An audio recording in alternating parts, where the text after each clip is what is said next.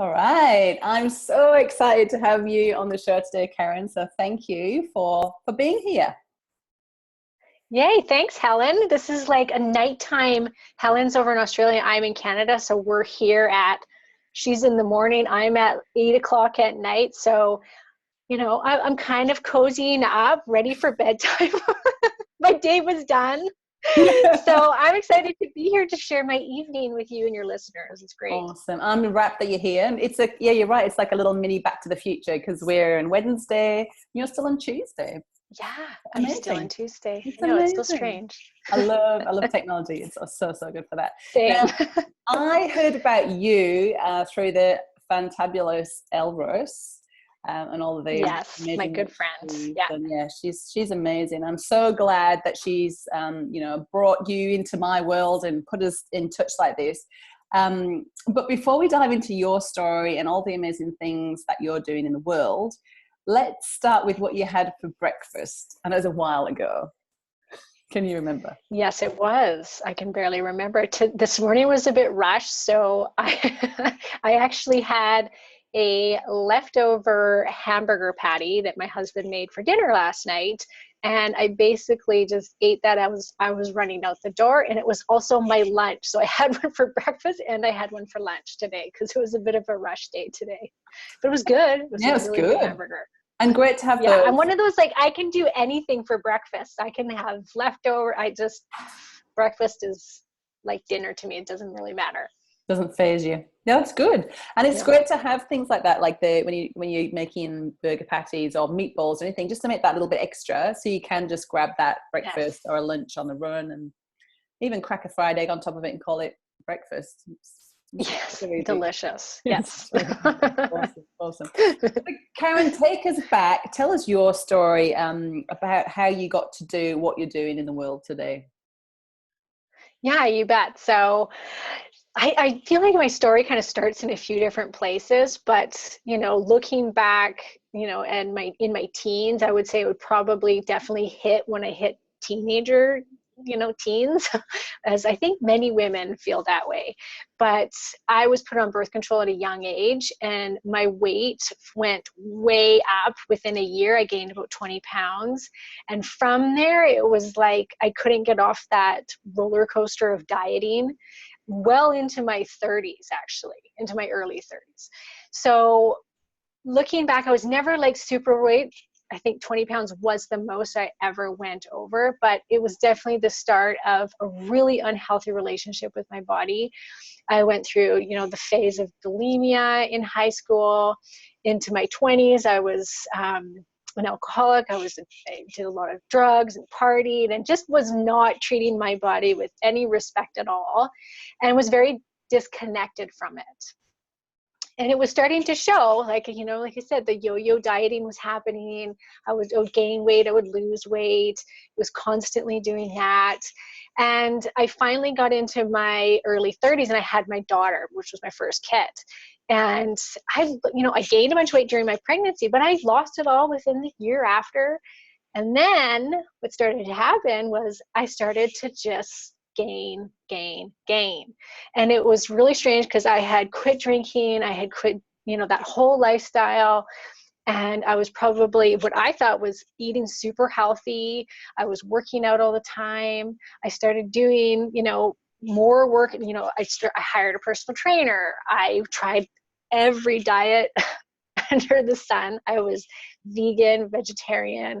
I went raw for a while. I was juicing. I did Atkins, and then I was calorie counting. I was doing all these things that I was supposed to be doing. I think this is a familiar story to many women probably that are following you that had, that went through that phase of going through every single diet that was out there. And so I kept gaining weight, and I finally was like, okay, what is going on? And I went to my naturopath, and I remember this was, so this was quite some time ago when keto or paleo was nowhere to be heard of, at least in my area. And he was like, I just came back from this anti-aging workshop. Why don't you try the ketogenic diet? That's what they were all talking about down there. I'm like, the ketogenic diet. So off I went. Googled it, and actually it led me on to Mark's Daily Apple, and I discovered Primal Blueprint. And I went out, bought the book. Like I think I actually bought it that day. I marched over to the bookstore, and I started, like right off the bat, I started. And I loved it. It was like, oh my God, I found the perfect diet for me. And, you know, I was not only gaining weight before, but I was also having a lot of blood sugar issues. I was super tired. I was bloated all the time. I was just felt really unwell. I had chronic migraines, PMS really badly.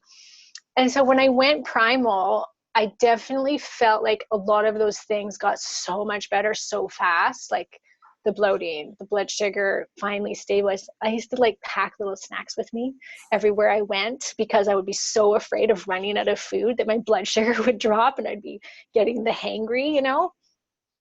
So all these things started to feel better. I was like, oh my gosh, I found the perfect diet. And I lost 0 pounds, 0. And I was like, yeah, and I was 100%. Like I did not cheat. I never had food addictions. I never had emotional eating issues. So it was really easy for me to do that. And I got nothing, no weight loss. And it was so frustrating. And I was like, hey, what is going on?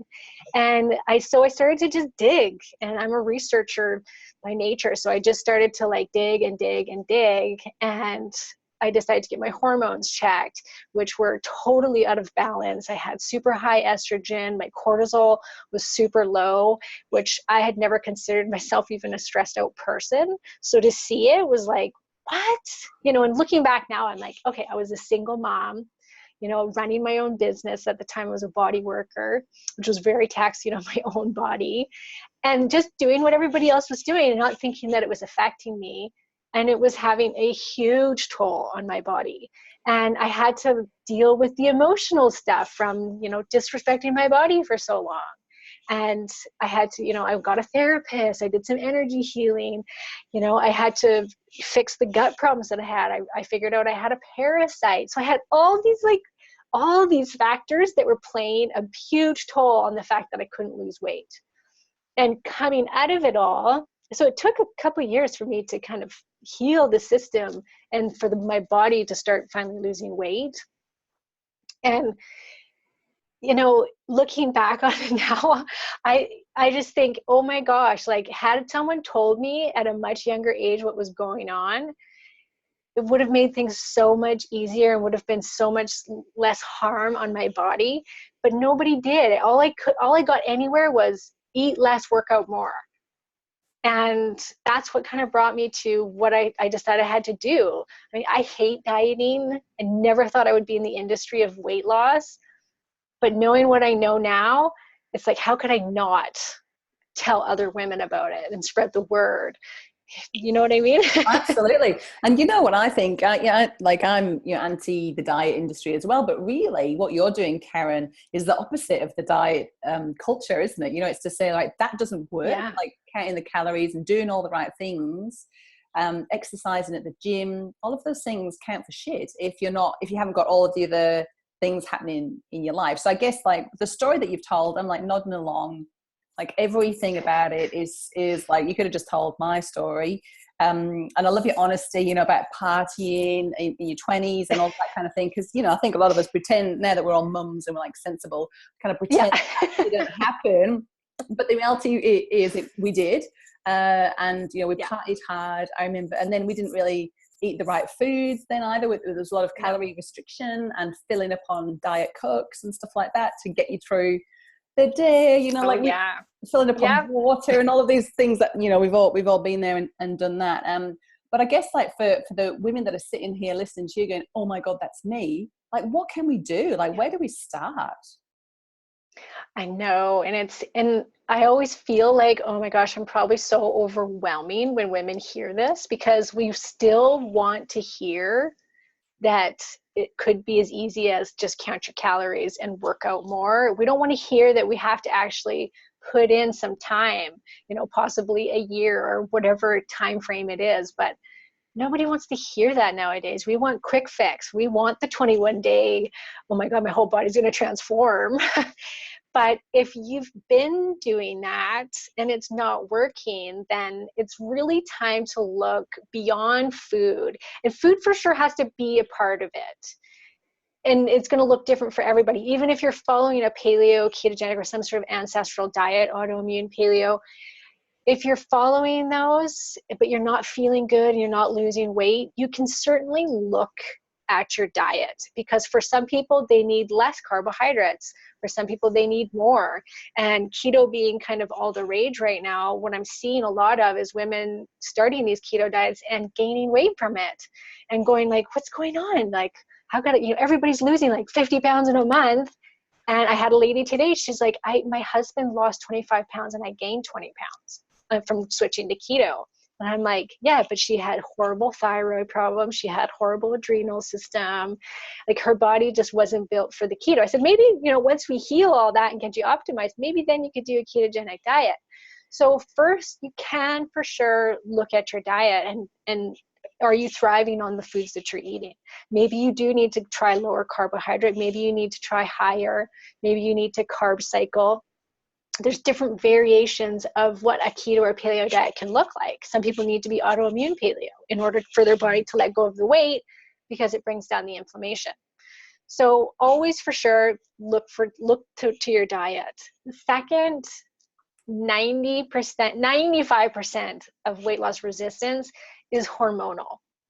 So we're living in this, and this, I think we all know this now. We're living in a high stress life and we're getting bombarded by many stressors, not just the fact that we as women are not only caretaking the home right now, we're still, the main caretakers of the home right now, the main, cooks, we are the main caretakers of the children still, and we're still working a full-time job on top of all of that. So we not only have that, but we also have the environmental stressors, whether it's from your food, from the artificial lighting. This is horrible, by the way, what we're doing right now. Oh, for Canada, anyways, not for you. But I've got like my bright light on me. Talking about artificial lighting. Dark outside. Oh, sorry. But yeah, so those are all stressors to your body, which I would say that cortisol is probably the biggest stressor to weight loss, like the biggest contributor to weight loss resistance that I see in my practice, because it can affect your thyroid.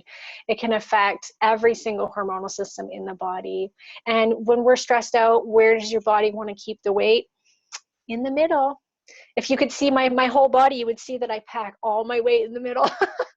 So I have to practice what I preach, because I do tend to go down the stress pathway pretty easily because it's addicting. We like the go, go, go. When your brain's used to that high pace, you actually get very addicted to it. So to tell your body to slow down or to start meditating or doing yoga can be a little bit irritating when you're first starting.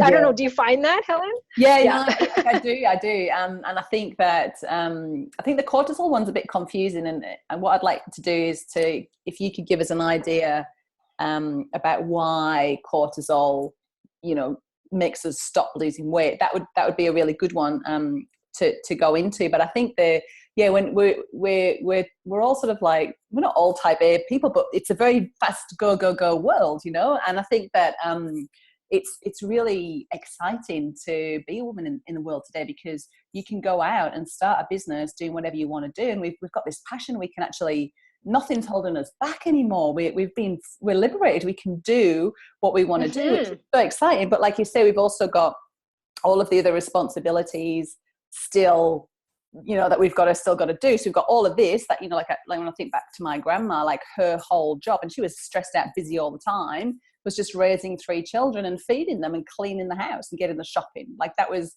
it. And when I said to her, like, I'm going to go to university, I'm going to, do amazing, have a great career. She was like, what do you want to do that for?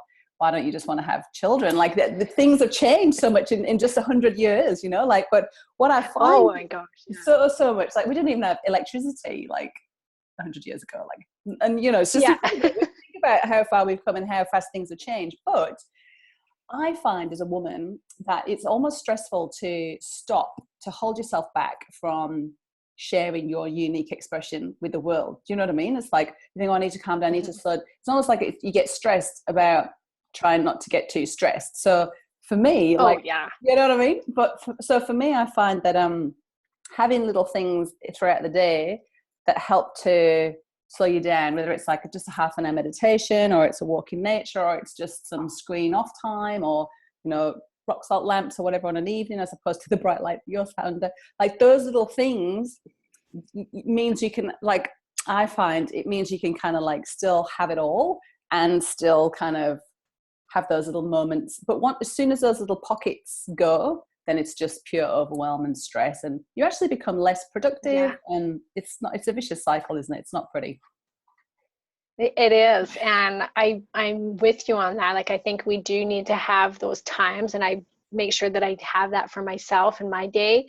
But what I'm seeing women do right now is we're martyrs, unfortunately. And we don't say no. We just take it on. We think that nobody can do it but us. You know, like my husband will be like, I'm going out golfing for 5 hours. I'll see you later. Like, no problem. And out he goes. And I'm like, I gotta get myself a hobby that takes up 5 hours of my time. What could I go do? But most women wouldn't. Most women would be like, they'd feel so guilt-ridden to go out and take that time for themselves, or they don't even know what to do with themselves if they do have that kind of time. It's like, okay, well, I guess I better clean my house and do the laundry if I have an hour to myself. So women need to realize that they're no less of a person, no less of a woman, for taking time out for herself and taking it. You know, we never take it. We just go. And I mean, this isn't everybody, but I'm just seeing this as a very common theme right now in today's society for women, including myself. I have to remind myself all the time to take that time and to relax, just like you said, right? Yeah, otherwise you can't show up as the best version of you. You're just going to turn up as like a stressed out version of you. You're going to be a shouty wife and a, you know, miserable mother, and you know what, that's no great contribution to the world at all, you know. So I always tell women that, oh, sorry. you go, Karen. I was going to say, I always tell women, because the stress thing is always the hardest thing for them to wrap their head around. They want something more like eat this, eat that.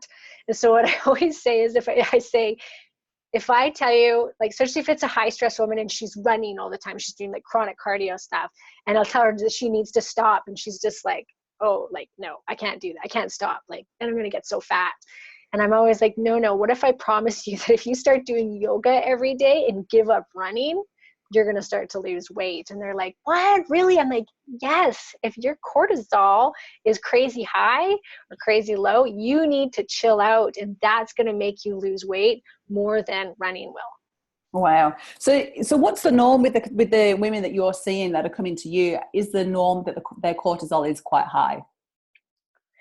It's either too high or it's too low, or it can be at different. It's maybe the right levels, and they have enough being produced, not too much, not too little, but it's coming out at the wrong times of the day. So they might have, you know, naturally in the morning we have a cortisol spike, which gets us out of bed. So a lot of women might have that opposite, where they don't have very much cortisol in the morning, but they have it come on at nighttime, and then they can't sleep at nighttime, and they're wired, and they're wondering why they can't sleep at night. So for a lot of people, it's switching around those clocks, those internal clocks. Too high is usually what happens in the beginning when you're, you know, high stress, and let's say you deal with stress really well, and it goes go on this high stress level, which makes you feel super just wired, like you can't slow down, you don't want to slow down, you're liking the rush of the go. Maybe you're a person that does chronic cardio because you want to get that energy out.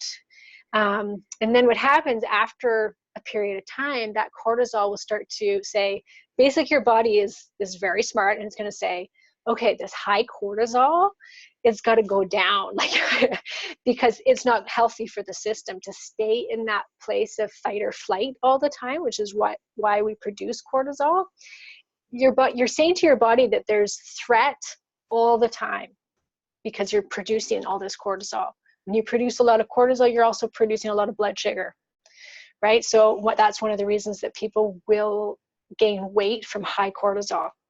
And then what'll happen is your body will down regulate it, because it's going to say, we're burnt out.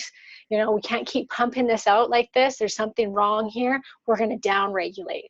And then that's when the cortisol will go too low. And that was the state that I was at. So that for some people will feel like wired but tired. So you're exhausted, but yet you still can't seem to slow down, or you can't sleep at night, even though you're absolutely exhausted. Once again, the weight around the middle is to protect the adrenals that pump out the cortisol, which sit on top of your kidneys and your back. And just as a protection mechanism as well, just it to the body, because it's being threatened, it thinks, right? You always have to remember, our body doesn't know that it's 2018. Our bodies are in our brains, right? We're still primal. We are. And that's why the food works as well as it does, because it's playing on those genetics. But it's, you have to always kind of think in that mode. We're built for survival, and when there's threat coming, your body's going to adjust to that somehow to protect you. So we might be thinking, well, we don't want to get fat in order to be protected, but that's what happens. Your thyroid will also start to be down-regulated. I always tell people, you can think of cortisol as like the big steroid hormone walking around, blocking all the receptors so that your thyroid can't even get in to be used. So if someone will have normal levels of of thyroid, but they have all the symptoms of hypothyroidism. And that's because their body's not utilizing, not even able to get the thyroid. So that can happen as well. It'll start to steal progesterone. And when we have a lot of estrogen right now, and that's probably the second most hormonal dysfunction I see. Well, it's estrogen dominance, low thyroid, and high cortisol are the three that seem to be the worst, and they're all very interconnected. They're like the stool, and they're all bouncing on each other, right? Yeah. Very important to have these little buggers in place in order for your body to lose weight. It's almost impossible when they're really out of balance. And so you can't just kind of balance, like you got to balance all of them to get to that state where your metabolism is going to be fired up and saying, okay, we can let go of the weight now. So does that make sense? Yeah, no, that was a brilliant description of how it all works. So basically what you're saying is what we've done all of our life with the flawed conventional wisdom of reduce your calories and, calories in, calories out. So reduce your calories and exercise more is basically telling our primal body that there is not enough food around and that we're in constant threat and running from danger all the time. Yeah, exactly. Yeah. And the calorie in, calorie out, even in my group, like I get women still to this day, like every day asking me, oh, Karen, I'm at a weight loss stall. I've lowered my calories. I've lowered my carbs. What can I do here? And I'm like, how many times do I have to tell you guys? If you keep lowering your calories, your body will just adjust to that new calorie intake, will start to down regulate your metabolism. Nobody believes me when I say this for some reason.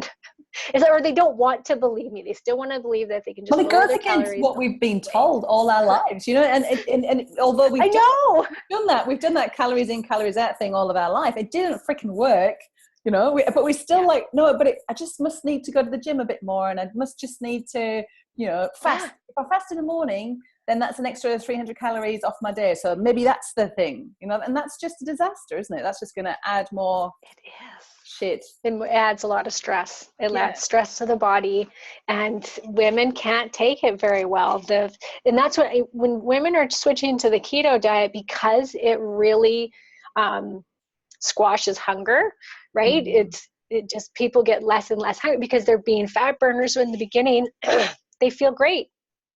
They're losing the weight, everything is awesome. But as it starts to get less and less, their calories start to become less and less, because naturally they eat less. So they might not even feel hungry, but they're fasting. I've talked to women. I had a woman last week. She was fasting every single day until like noon or 2:00 in the afternoon, and then would eat, 1 or 2 meals, and that was it. And she's wondering why she stopped losing weight. I'm like, because your body is going to say, okay, there must not be very much around, right? Because we're still a hunter-gatherer. There must not be a lot of food around, because we're only getting 700 calories a day or 800 calories in a day. So we need to slow down the metabolism. We need to preserve the fat that's on our body. So that in case, because obviously there's a famine around and we need to protect ourselves so we can survive. Which is then going to have that knock-on hormones start to go down. Yeah, and that knock-on effect for your fertility as well, because that isn't the most opportune time to reproduce. So then you'll stop having your periods, or you'll have trouble getting pregnant if you wanted to get pregnant. It all just makes so much sense from a primal perspective, doesn't it? So what about this one then, Karen? So just like asking for a friend, right? It's a reader question, really, right? But okay, Helen, what's going on? My friend, so me, right? It's me, right? So I've done a paleo primal lifestyle for 3 years, and it's been the best thing ever. Like, seriously, wow, totally transformed my life. I love this way of eating. It's so much more delicious, nutritious. It feels brilliant. So then I did the keto reset, which is probably a bad idea because I've got hypothyroidism. Elle advised me not to, but I did it anyway. Because I wanted to try it. And yes, I did the keto reset for 12 weeks and put on 2.5 kilos, which is interesting. But I feel better. Like, so apart from, like, I don't feel good, the fact that my bras don't fit and my knickers roll down over my muffin top, and I had to buy some larger pants to clothes to wear. Like, I don't feel good about that at all.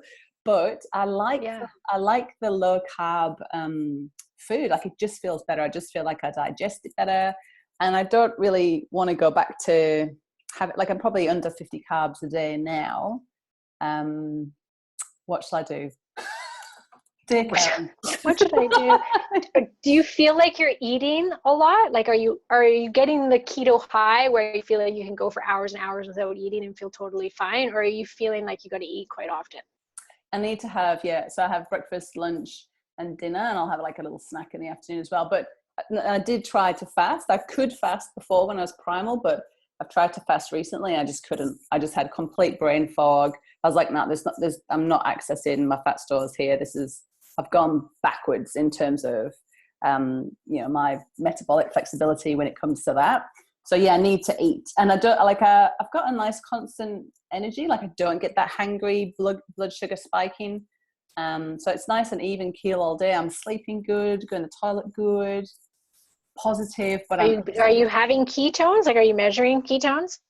Yeah, I did. I was checking them a few times. The highest I got was 1.8 blood ketones, which is all right. So there's ketones there, but who knows if they're getting used, or I don't know.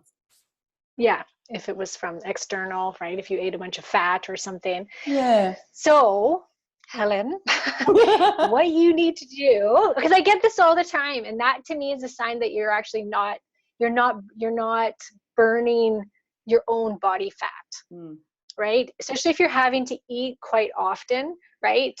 A sign that you're burning your own body fat is that you can go for a long period of time without eating. So if you're somebody that isn't, and you said you're optimized then on your thyroid? No, so my thyroid's low. So Elle's been telling me my thyroid's been shithouse for about a year. I had a reverse T3 hypothyroidism problem as well, which I sort of managed to fix with a few environmental-ish changes. We used to have a spa that had chlorine in, and I was sitting in there 4 nights a week at 40 degrees. So like that was a huge change. So I managed to fix that one, I think. But finally my naturopath has agreed that I do have a low thyroid issue, and we're trying to get into a functional doctor to get some T3. Some straight T3, okay. Because you may want to wait till you're optimized on your thyroid before going into ketogenic, because it's going to be a little bit too stressful on the system, which is probably why your body's not losing weight. Or what you could try to do first, because you say you feel really good on it, is to cycle. Do you do carb ups or do carb cycling at all? I just kind of go with the flow now. So like some nights, like say if we're having some potato chips with what we're eating, like, organic potatoes with coconut oil, like not chips out of a packet, right? Right. Like, yeah. God forbid. Yeah. Sometimes if we're having those with dinner, like most nights I'll be like, don't feel like them at all. And then some nights I'll just be like, I just want to nosedive into those potatoes. So I'll eat them. So I guess that's carb cycling. Right. Yeah, so you might want to be more purposeful with your carb cycling to see if that helps, and do it so that it's every 3 to 4 nights. You could do a really carb heavy, low fat dinner, and that's the trick, to go low fat, high carb. Right, That's so you would really do like confusing, chicken or isn't it? something a little bit lean. I know, but that's the trick of it. But and you really shock your system. So you would have like a big sweet potato or yam or potato. You would have maybe some fruit after dinner, whatever you can to really up the carbohydrate. I find it's easier to do a full day. So if you were to do a full day, you would do like 3 or 4, probably for you about 4 days keto, and then have a free-for-all on carbs for an entire day, and see how that makes you feel. Because what it's doing is it's signaling to your body, it's signaling to your thyroid that everything's okay, that there's tons of food around, and to go ahead and lose the weight, basically, right? And our thyroid likes carbohydrates, our adrenal system likes carbohydrates, so it's feeding that system. And so I have had a ton of women do this, and works like a miracle for some of them, like most of them actually, when they feel like they're stalled. And it's always women with thyroid and adrenal issues. And that those carb ups are it's just like the magic little formula. So give it a try. I'd love to know how it turns out. Yeah, I reckon I could do that. But to be honest, I'm really stuck in terms of what you would eat in that day. So like maybe, so say if you did it on a weekend, because that sort of sounds like a more of a fun day to carb up, right? Just go nuts and carb up. Yeah. Like maybe we could start with some like paleo pancakes with some yogurt with some berries. And then, I don't know, like, what would you have then? What would you have for lunch? What's got carbs in it? I'm stuck. I know, right? It's like, shoot. I've done it actually before. I do a 21-day hormone cleanse every year with my group. And I do 5 days of a really low carb paleo ketogenic type meal. It's under 50 grams of carbohydrates. And I up the fiber to 30 grams. And then on the weekend, I actually put in beans. I put in quinoa. Not everybody can eat those kinds of foods without her. Like I actually can't. It would kill me if I ate beans, but I can eat quinoa.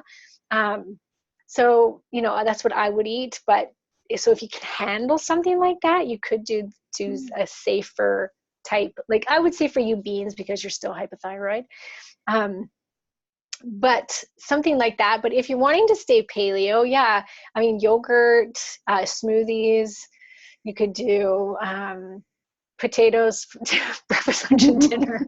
There's some camps. Like, I don't know if you know who Tim Ferriss is. You probably do. But his 4-hour body book, he's like, eat high sugar, like sweets, like high carbohydrates all day long, 1 day a week. And the rest, he's a big bean person, but it's kind of low carb with beans in it. But his thing is like 1 day a week, you eat the cake, you eat the cookies, which I can't do that. I would feel horrible. But, and then there's Matt Stone. Matt Stone says the same thing. He's like, you keep going lower carb, you're going to destroy your metabolism. And I've seen it happen. So I believe them to an extent. I don't think we should be going crazy on like the gluten, sugar, trans fats once a week. I don't think that's a good idea. But you could certainly use that day to have some gluten-free toast, or have some coconut ice cream or something, or your chocolate or something like that. Though that would be the day to do it for sure. Wow, that is really interesting. I'm going to give that a go, Karen, and I'll it feels almost like really counterintuitive, from what we read about primal keto. It's like, oh, really? Okay. And then you're like, what would I have? It freaks people right out. Yeah. But I'll tell you, Helen, what do you have to lose? And that's what I tell people.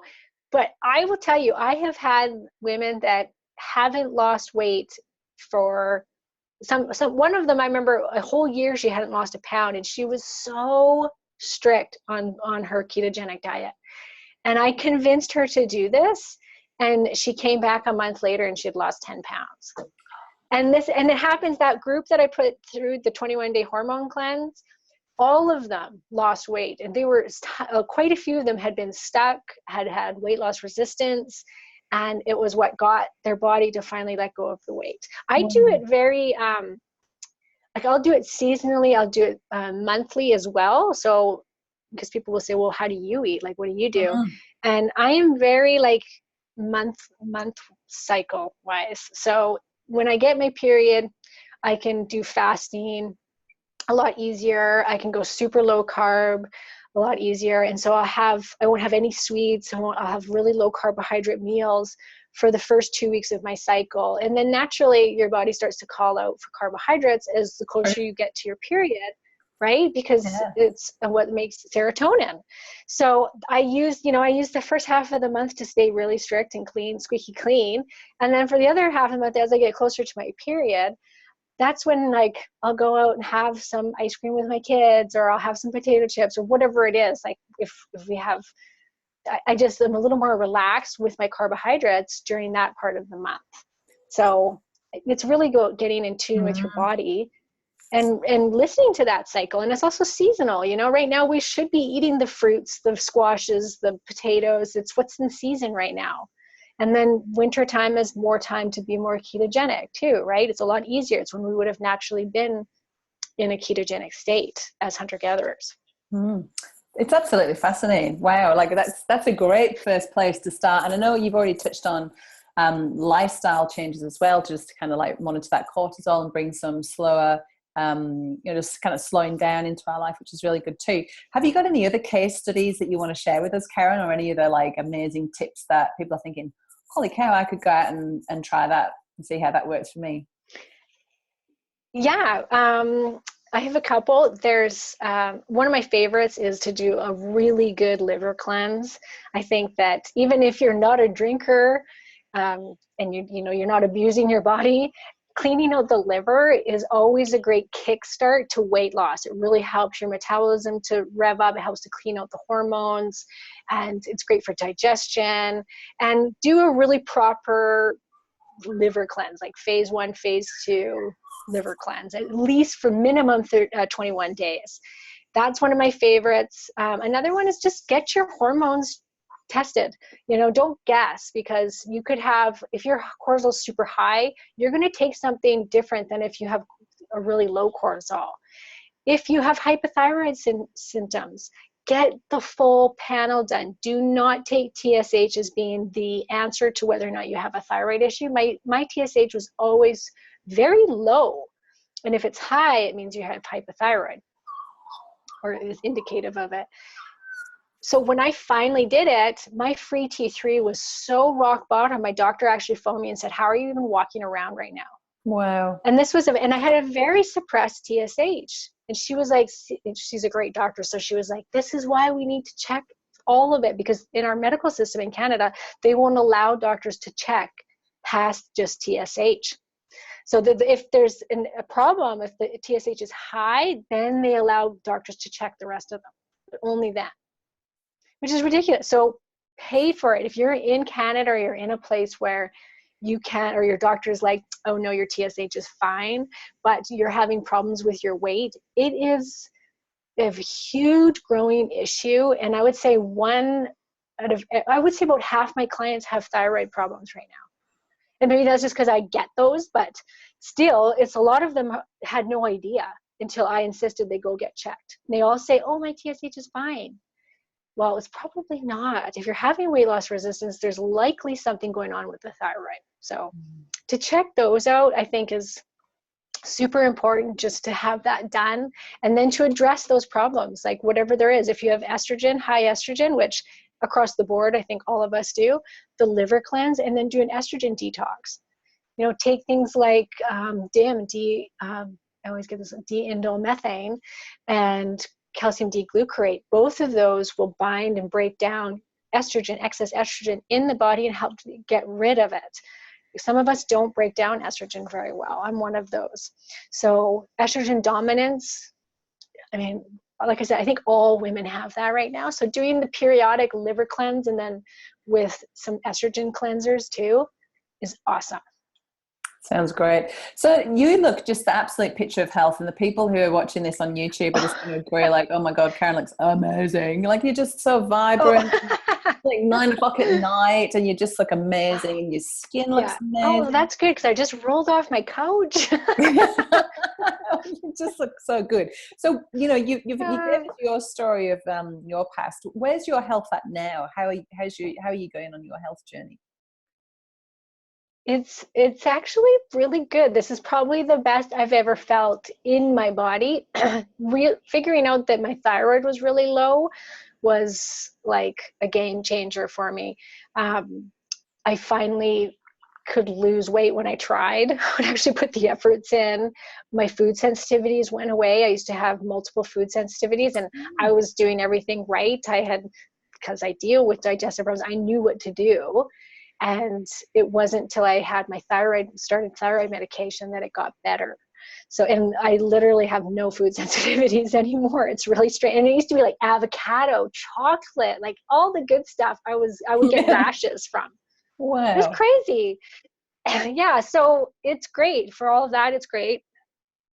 And yeah, I mean, I sit too much in front of a computer because of my business.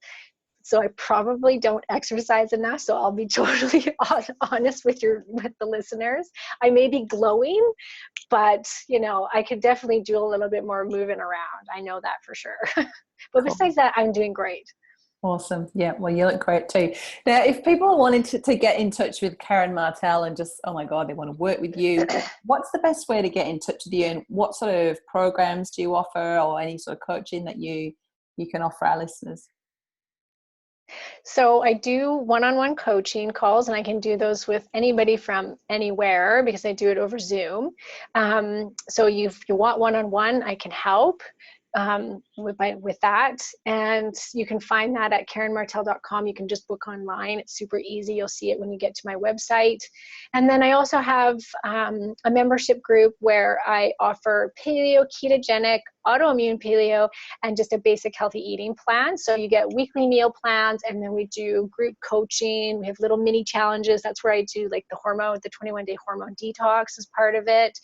Right now we're doing a 10-day midsummer detox where it's just like we're trying to get in as much fruits and vegetables as possible in our diet. So it's lots of fresh salads, and we're just, taking care of our bodies for this 10 days of summer, just because summer's usually a time that people get off track.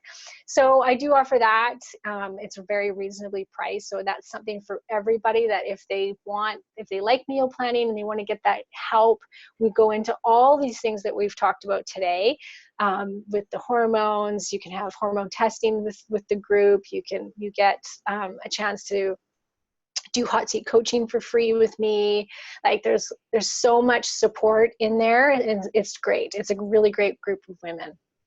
Yeah, like I've heard you talk about this program before, and it sounds amazing because I know that menu planning, it's one of those things that you're just like, oh, it's just like that decision fatigue. Like, not again, I've got to come up with another meal for everyone. Like, yeah. It always comes down to me to work it out and then work out the shopping list of what we're going to get. So like to have that all taken care of, and then you sort of always have that like doubt of whether you're getting it right. Like, are we eating the right balance of things? Yeah. So have all of that taken care of.